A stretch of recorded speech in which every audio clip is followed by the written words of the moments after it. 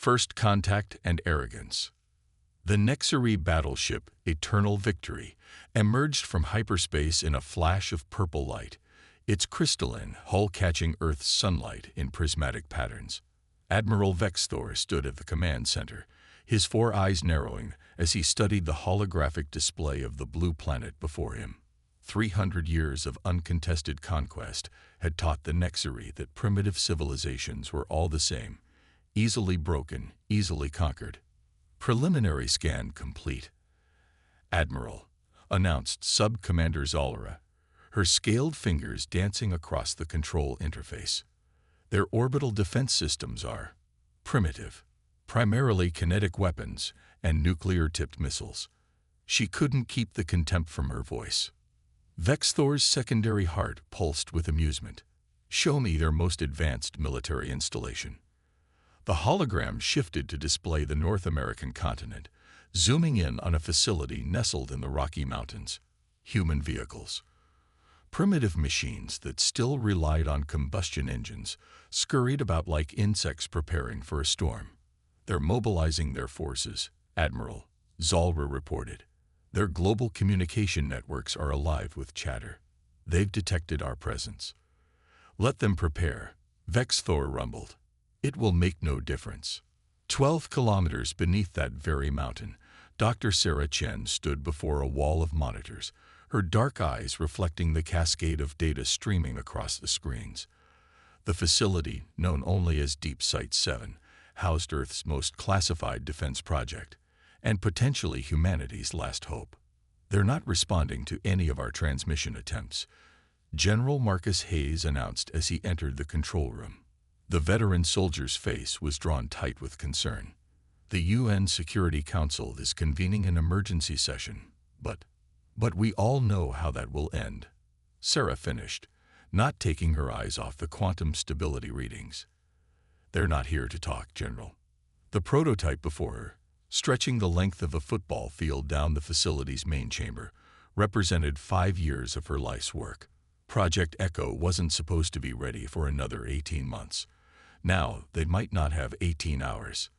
The Chinese and Russians have agreed to share their quantum computing resources, Hayes said, stepping closer to examine the readings.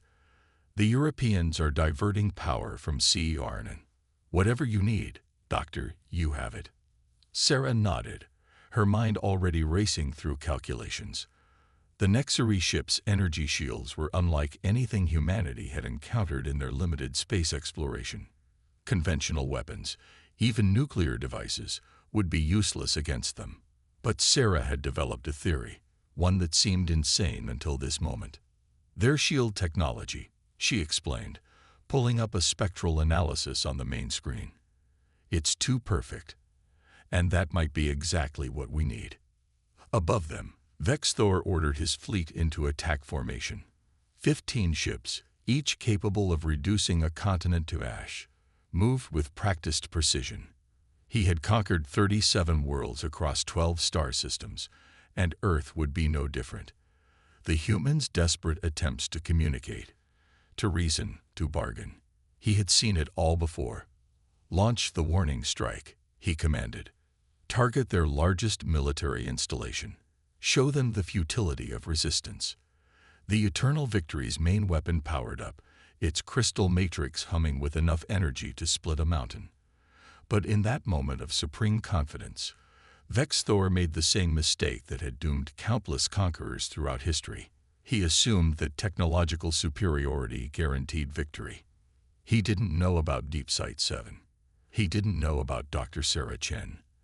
And he didn't know that humanity's greatest strength had never been its technology, but rather its relentless drive to survive against impossible odds. As the first Nexari weapon struck Earth's surface, creating a crater where a military base once stood, Sarah Chen made a discovery that would change everything. Her hands trembled as she reviewed the data, a mix of fear and hope coursing through her veins. "General," she called out, her voice steady despite her racing heart. "I need every particle accelerator on Earth. And I need them now." The battle for Earth's survival had begun, and humanity's response would soon teach the Nexari a lesson they would never forget, assuming any of them survived to remember it. The failed negotiations. The United Nations General Assembly chamber had never been so crowded nor so quiet. On the massive screen above the podium, Admiral Vex Thor's alien features filled the frame, his quartet of golden eyes regarding the assembled human leaders with thinly veiled disdain. "Your terms are simple," the Nexari commander stated, his words automatically translated through Earth's most advanced AI systems. "Immediate surrender and integration into the Nexari Dominion, or complete annihilation. You have 6 Earth hours to decide." The chamber erupted in chaos. Representatives shouted in dozens of languages, their words a babble of fear, defiance, and desperation. Secretary General Amara Okoro raised her hands, calling for order. "Admiral," she spoke, her Nigerian accent lending gravity to her words. "Surely there's room for discussion. Earth has resources, knowledge, cultural treasures that could benefit both our species. We propose." "You propose nothing," Vex Thor interrupted. "Lesser species do not propose. They submit or they perish. Your time begins now." The screen went dark. In Deep Sight 7, Dr. Sarah Chen watched the transmission with half her attention, her fingers flying across 3 different keyboards simultaneously. The quantum calculations were beginning to show a pattern, but she needed more data. "They're not just technologically advanced," she muttered, drawing General Hayes' attention. "They're technologically arrogant. Look at these readings from their shield harmonics." "Doctor, the Joint Chiefs are demanding a status update," Hayes said, his tablet buzzing with incoming messages.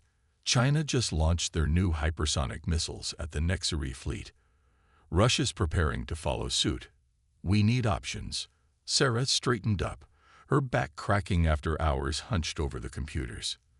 "Those missiles will do nothing except prove my theory. Watch." On their screens, they observed as China's most advanced weapons, each capable of evading any known defense system, approached the Nexari ships. The alien vessels didn't even attempt to move. The missiles struck their shields and simply disappeared.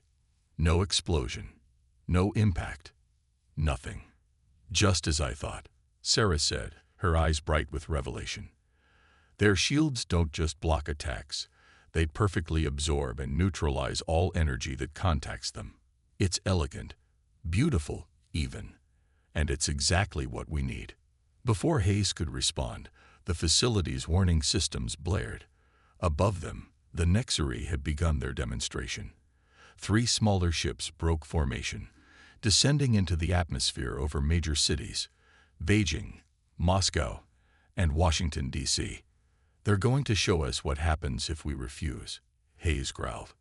Sarah's screens filled with new data as the alien ships powered up their weapons.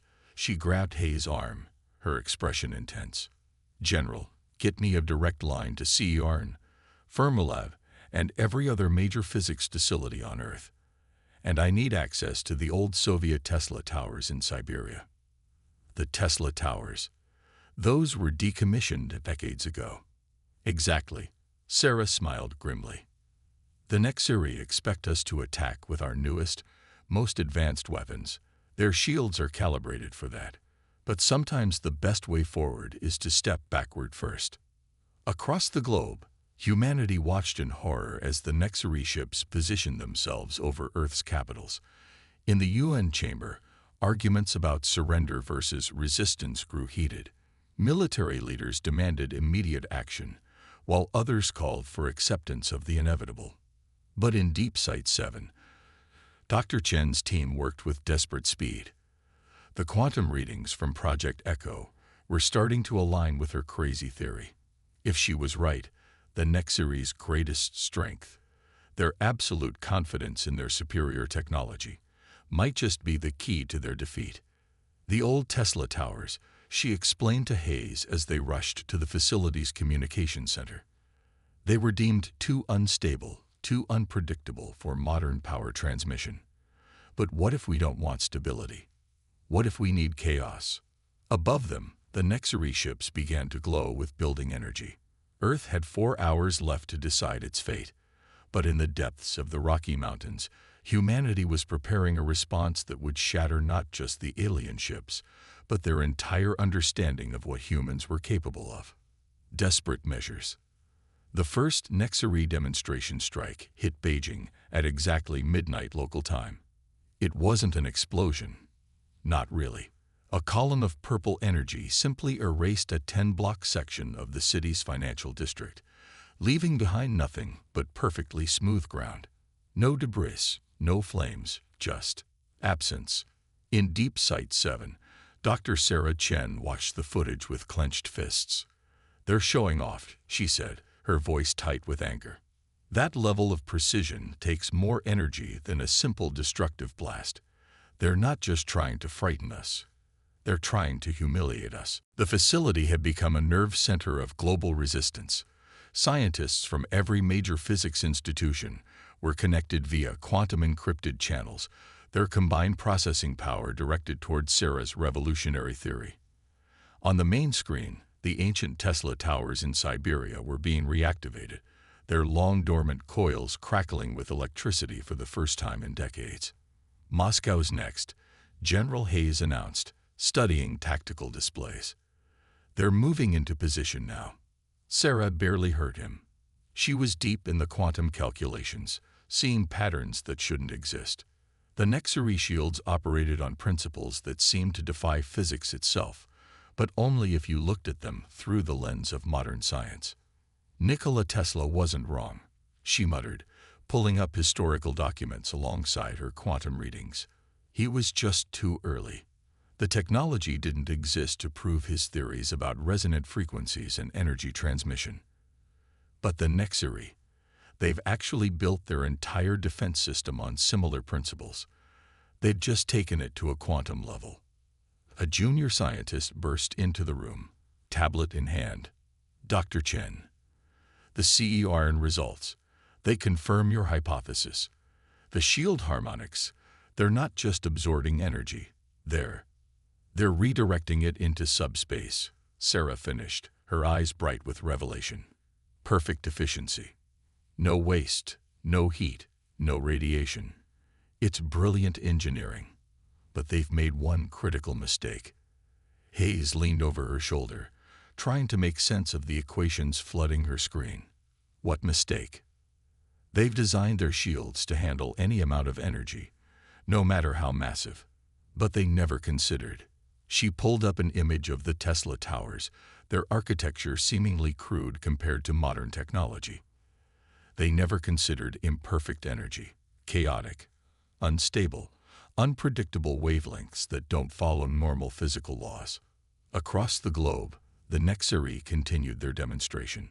Moscow's historic red square vanished in a flash of purple light. In orbit, Admiral Vexthor watched with satisfaction as his ships positioned themselves over Washington, D.C. Still no response from their leaders, Sub-Commander Zalra reported, "though our sensors detect significant activity in their scientific facilities." Vexthor's secondary heart pulsed with amusement. "Let them scurry about. Their primitive instruments cannot even begin to comprehend our technology. 3 hours remain before we begin systematic elimination of their population centers." But in Deep Sight 7, humanity's response was taking shape. Project Echo's massive array was being reconfigured according to Sarah's new calculations. The Tesla towers in Siberia hummed with growing power, their energy patterns deliberately unstable, creating interference patterns that hadn't been seen on Earth since their decommissioning. "It's like trying to catch water with a perfect net," Sarah explained to the assembled scientific team. "The Nexari shields are too perfect, too ordered. They can handle any amount of normal energy, but expose them to something chaotic enough." She was interrupted by alarms. Washington, D.C. had just suffered the same fate as Beijing and Moscow. 3 perfect circles of absence, each exactly 10 blocks in diameter, demonstrating the Nexari's absolute control over life and death. "Time's running out," Hayes warned. "The Security Council is voting on surrender in 30 minutes. Sarah straightened up from her computers. "We don't need 30 minutes. The towers are ready. Project Echo is aligned. We just need one shot. One perfectly imperfect shot. To prove this can work. She turned to Hayes, her expression fierce with determination. Get me a direct line to the Security Council, and tell the Russians to push their Tesla towers to maximum power. We're about to show the Nexiri that sometimes the most primitive solution is the one they least expect. The theory of human ingenuity. The UN Security Council's emergency session was interrupted by Dr. Chen's transmission. On screens worldwide, her image replaced the countdown timer showing humanity's remaining hours. Distinguished representatives, she began, her voice steady despite her exhaustion. The Nexiri believe they understand everything about us. They see our technology as primitive, our weapons as laughable, our resistance as futile. But they've forgotten something fundamental about humanity. We are at our most dangerous when we're cornered. In orbit, Admiral Vexthor noticed an unusual energy reading from the planet's surface. Sub-Commander analyzed these signatures. They appear to be coming from. What are these structures? Zalra studied her instruments with puzzlement. Ancient power transmission towers, Admiral. Abandoned technology from their previous century. The energy patterns are chaotic, unstable. Nothing of tactical significance. Vexthor's 4 eyes narrowed.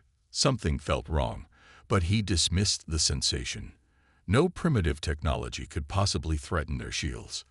Back in Deep Sight 7, Sarah directed a global orchestra of scientific cooperation. The Tesla towers were creating a worldwide electromagnetic interference pattern, their seemingly random pulses following a complex quantum algorithm. CERN's particle accelerators added their power to the mix, while Project Echo's massive array hummed with building energy. The Nexiri shields are based on perfect energy absorption and redistribution, Sarah explained to the Security Council.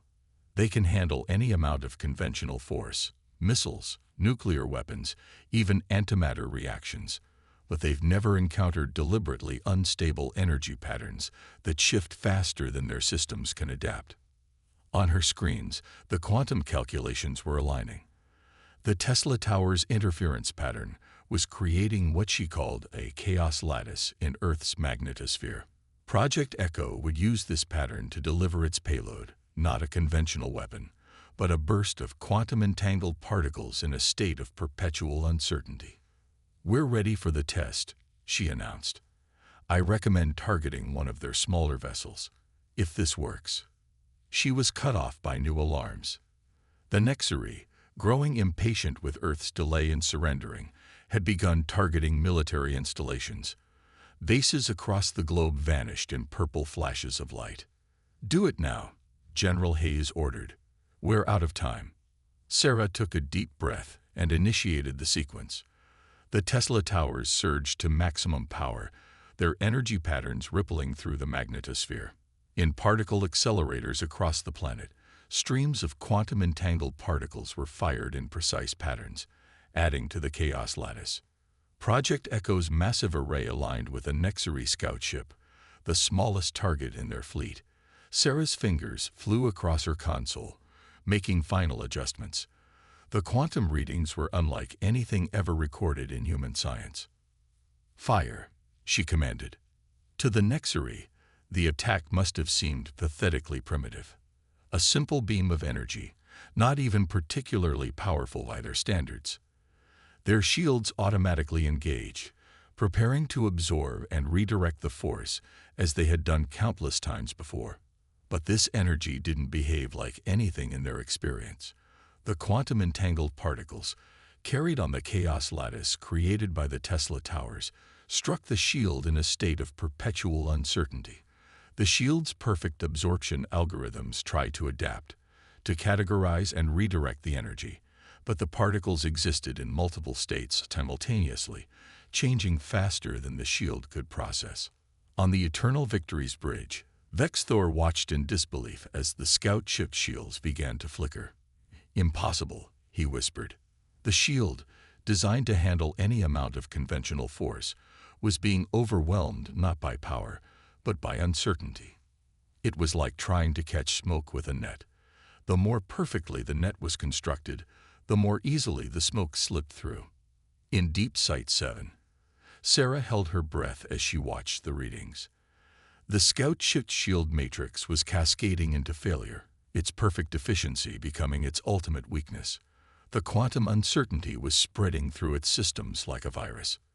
"The test is working," she announced, her voice tight with restrained hope. "But we'll need much more power to affect their larger ships. Get me a direct line to every power station on Earth. And someone wake up Elon Musk. We're going to need every Tesla coil his company has ever built." Humanity's answer. The next 2 hours transformed Earth into something unprecedented. A single, unified weapon. Power grids across the planet were rerouted, every Tesla coil and particle accelerator linked into Sarah's quantum network. The planet's electromagnetic field itself became a carrier wave for Project Echo's quantum uncertainty attack. In orbit, Admiral Vexthor had moved past disbelief into rage. The loss of a scout ship to primitive human technology was an embarrassment he could not tolerate. "Begin the final attack," he ordered. "No more demonstrations. Destroy their population centers." But as the Nexari fleet moved into attack position, they encountered something strange. Their sensor readings became erratic, their perfect shield harmonics starting to fluctuate in response to the growing chaos lattice surrounding Earth. The humans, Sub-Commander Zalra realized too late, they're not just attacking us. They're weaponizing uncertainty itself. In Deep Sight 7, Sarah stood at her command console, the accumulated knowledge and power of human civilization at her fingertips. The quantum readings were off the scale, the Tesla towers creating interference patterns that defied traditional physics. "All power systems are synchronized," General Hayes reported. "The entire planet is ready." Sarah nodded, her eyes fixed on the tactical display showing the Nexari fleet. They had arrived so confident, so certain of their superiority, but they had never faced an enemy who could turn their greatest strength into a weakness. "Let's remind them," she said, her voice carrying to science teams across the globe, "that humanity didn't survive this long by playing by anyone else's rules." She initiated the firing sequence. Around the planet, every power station, every particle accelerator, every Tesla coil and transmission tower pulsed in perfect discord. Project Echo's massive array channeled this chaos into a focused beam of quantum-entangled particles, each one existing in multiple states simultaneously. The attack struck the Nexari fleet like a wave of pure uncertainty. Their shields, designed to perfectly absorb and redirect energy, tried to adapt. But you can't adapt to something that refuses to exist in a single state. The quantum uncertainty cascaded through their systems, creating feedback loops that their technology couldn't process. On the Eternal Victory's bridge, alarms blared as shield after shield began to fail. "Impossible," Vexthor roared. "Their technology is centuries behind ours." "That's exactly why it's working," Zalra whispered, watching in horror as the quantum cascade spread from ship to ship. "Our shields are too perfect. We never considered. We never thought to defend against imperfection." The Nexari fleet's formation broke as ships began to lose power, their systems overwhelmed by the quantum uncertainty attack. Some managed to jump to hyperspace, fleeing from the primitive planet that had turned their own technological superiority against them. Others, including the Eternal Victory, weren't so fortunate. In Deep Sight 7, Sarah watched as the mighty Nexari flagship shields collapsed completely, its crystal hull cracking under the strain of uncontrolled quantum fluctuations. The ship that had begun this battle with such arrogant certainty now broke apart in Earth's orbit, a testament to the danger of underestimating humanity. "Send a message to any surviving Nexari ships," she told the communications team. "Tell them that Earth is off limits, and remind them that technology isn't just about how advanced it is, it's about how creatively you use it." As the debris of the Eternal Victory burned up in Earth's atmosphere, creating streaks of purple fire across the sky, humanity began to realize what they had accomplished. In less than a day, the planet had united in a way never before seen in history. Scientists, engineers, and power workers across the globe had worked as one, turning their entire world into a weapon that no one could have anticipated. General Hayes approached Sarah as she finally allowed herself to sit down, exhaustion catching up with her. "The president wants to speak with you," he said, along with about 50 other world leaders.